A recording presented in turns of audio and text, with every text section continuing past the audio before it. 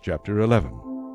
When Athaliah, the mother of Ahaziah, saw that her son was dead, she arose and destroyed all the royal heirs. But Jehosheba, the daughter of King Joram, sister of Ahaziah, took Joash the son of Ahaziah, and stole him away from among the king's sons who were being murdered. And they hid him and his nurse in the bedroom from Athaliah, so that he was not killed. So he was hidden with her in the house of the Lord for 6 years, while Athaliah reigned over the land. In the 7th year Jehoiada sent and brought the captains of hundreds, of the bodyguards and the escorts, and brought them into the house of the Lord to him. And he made a covenant with them, and took an oath from them in the house of the Lord, and showed them the king's son. Then he commanded them, saying, "This is what you shall do. 1/3 of you who come on duty on the Sabbath shall be keeping watch over the king's house. 1/3 shall be at the gate of Sur, and 1/3 at the gate behind the escorts. You shall keep the watch of the house, lest it be broken down. And 2 contingents of you who go off duty on the Sabbath shall keep the watch of the house of the Lord for the king. But you shall surround the king on all sides, every man with his weapons in his hand, and whoever comes within range, let him be put to death. You are to be with the king as he goes out and as he comes in." So the captains of the hundreds did according to all that Jehoiada the priest commanded.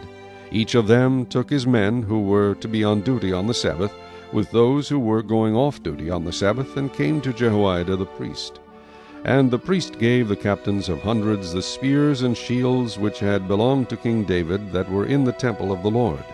Then the escorts stood, every man with his weapons in his hand, all around the king, from the right side of the temple to the left side of the temple, by the altar and the house. And he brought out the king's son, put the crown on him, and gave him the testimony. They made him king and anointed him, and they clapped their hands and said, "Long live the king!" Now when Athaliah heard the noise of the escorts and the people, she came to the people in the temple of the Lord. When she looked, there was the king standing by a pillar according to custom, and the leaders and the trumpeters were by the king. All the people of the land were rejoicing and blowing trumpets. So Athaliah tore her clothes and cried out, "Treason! Treason!" And Jehoiada the priest commanded the captains of the hundreds, the officers of the army, and said to them, "Take her outside under guard, and slay with the sword whoever follows her." For the priest had said, "Do not let her be killed in the house of the Lord." So they seized her, and she went by way of the horses' entrance into the king's house, and there she was killed.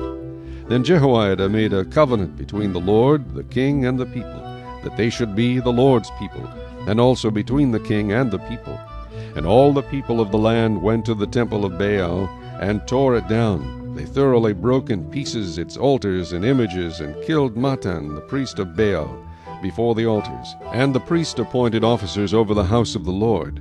Then he took the captains of hundreds, the bodyguards, the escorts, and all the people of the land, and they brought the king down from the house of the Lord, and went by way of the gate of the escorts to the king's house. Then he sat on the throne of the kings. So all the people of the land rejoiced, and the city was quiet, for they had slain Athaliah with the sword in the king's house.